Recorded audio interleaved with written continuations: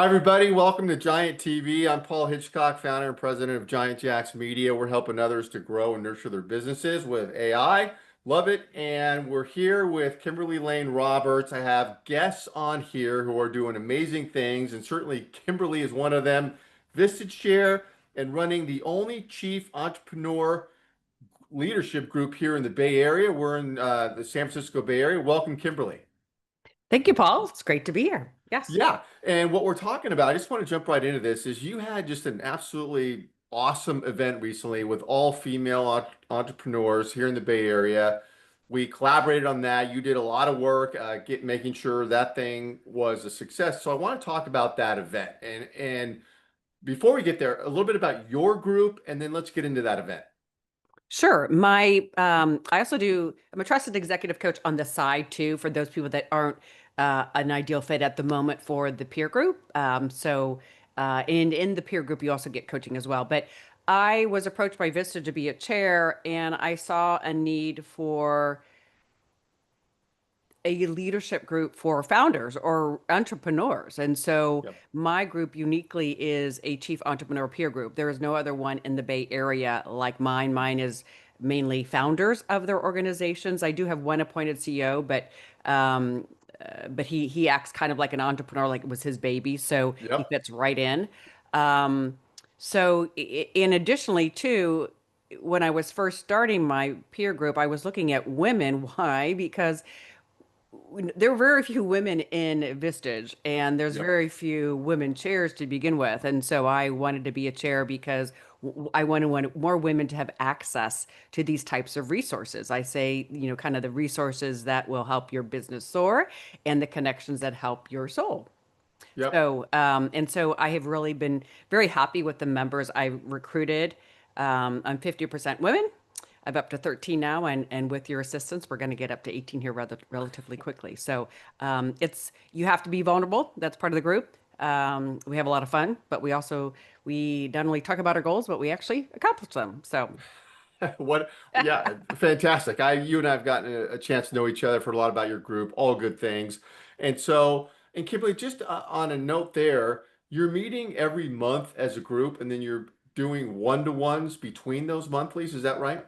Yeah, the meeting goes from 9 to 3 at a particular place. Whoever's hosting the meeting, if you will, it's usually a member that hosts the meeting, and they showcase their business while they're hosting the meeting, and they get really a great opportunity to express their challenges and have the group. Imagine 17 other people sharing with you their expertise and their knowledge and insights to help you deal with your challenges. So that's the meeting once a month, and then every member also gets up to 2 hours of coaching with me once a month too. That's great. You really get into the trenches on the one-to-ones and talk about whatever's going on. Yeah, yeah, and it's everything's a confidential space. So a member may share something with me within our one-on-ones, but that does not get shared with the larger group unless they choose to share it. Just like whatever's discussed in the meeting from any business perspective, financial perspective, that's all kept confidential within the group as well. So. Love it. Love it. Well, I want to talk about your event now. So, what was you had this idea for this event. How did that start? How'd that start? I definitely want to recruit more females to the group, to my peer advisory group. Yeah, Obviously for coaching too, but just the peer advisory group. I think they get the coaching, but they also get that holistic uh, community too, and connection with other people that have other resources and access to other people, for their business. Um, and women buy differently than men. I'm making a huge generalization, but men are typically logical. When I'm in this process of recruiting, if you find a need, they're lonely, they are looking for accountability, they really want to scale their business, their chief everything officer. If I can hit one of those points in my discussion, and authentically sense that that's what they need, they're kind of like, oh, sure, I'll sign up. Whereas yeah, women really need to build that relationship of trust, and I buy the same way myself. So I try to meet them exactly where they are and what I would like to have happen in order for me to participate in something, right, that I'm going to be spending money on. So for that's sure. kind of where the thought process came about why don't I host like a happy hour, but in that process have some kind of leadership engagement, networking opportunity for a couple hours for the women to come in, hear a little bit about the peer advisory group, and then actually experience what we would typically do in the peer advisory group as far as a breakout sessions and sharing and getting to know other people, and then have of a networking event afterwards. So I am a partner with the Predictive Index. And for those of you that are not familiar with that, the Predictive Index is an excellent tool uh, for for for two reasons actually. One, it's kind of giving you insight like a Disc would or a Myers-Briggs or Strength Finders, but it goes one step further that I like in the essence. It tells you who your natural drives are, but it Yeah. also will share with you how you are showing up in your work environment or wherever you spend most of your time. And if those two things are off, that's what creates stress for people. Or if you're not operating in your work life like you typically are in your drives, then maybe you're not in the right role.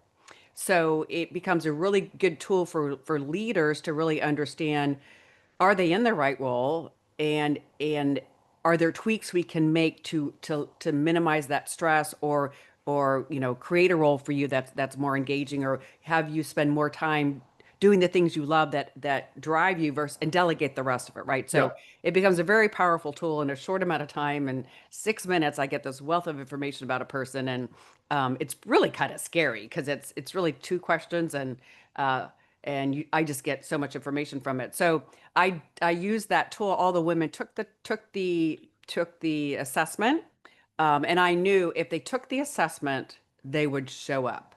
And it happened. One person didn't take the assessment; they did not show up. So Well, let me ask you, let me stop you. Let me ask you that because it all started with you got the list together. We were working on a list for you of female entrepreneurs, a very tight list. And then the outreach happened. And, there's a landing page we built for you, which was great. You landing page added a was lot awesome. of, Yeah, yeah, your input for that. So people were going to the landing site to RSVP. And then when they RSVP'd is when you gave them the questionnaire, right? The correct. intake form. Yeah. So they signed up, got the questionnaire, filled it out, and the ones that did showed up. So then how many people did you have there at the event? I want to say I had 13 registered and I had 12. Three Great. women were people that knew that I've been chasing after, so they came. And then one was a friend. So then I probably, as far as prospects, it was probably about 8 prospects that came in. Yeah, and Which one is didn't show. Yeah. So, yeah, which is um, yeah, fantastic. yeah, Yeah, yeah. and yeah, I mean, you kind of go through these hurdles of the process. Like, okay, you did a great job on the landing page. Okay, done.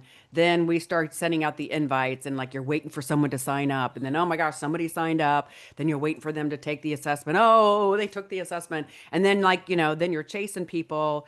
Um, all the way to the like 2 hours before the event to Oh, make yeah. sure, are they gonna come? Are Yep. they gonna come? Are they gonna walk through the door? Are they gonna show up? Right. So that was probably the best event I've ever done, as far as Fantastic. people actually showing up. Yep. Yep. But and the feedback I got, which was really interesting, was the wo- well, the feedback I got from the women were, wow, this was a phenomenal event. They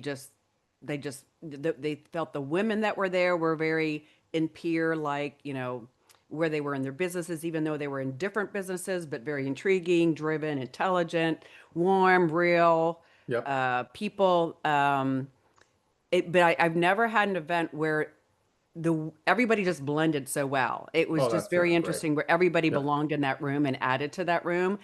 There wasn't if you want to call it a weak link or anybody kind of Yeah. really out. They were all in a very um, uh, just yeah, it was just beautiful. That to me I've never had, What a and great because feeling. we together curated that list. It was very specific. I think we only had 20 people to start with, so everybody, yeah, that was interesting to me that everybody just kind of really fit together and really meshed together, and even though they were young and old and different businesses and different revenue, they just all really meshed. Oh, that's great. And you had an Italian restaurant, I know Piatti, because we live in the same town. It was awesome. And then you sat around a table and then it was what, 2 hours long? Yeah, 3 to Oh, 5 was three to the five. Okay. leadership workshop, and then 5 to 6:30 was happy hour. Happy hour. Okay. And And people, they were just really mixing with each other and getting to know each other, and there was just that vibe going on there. It wasn't you just sitting up talking the whole time.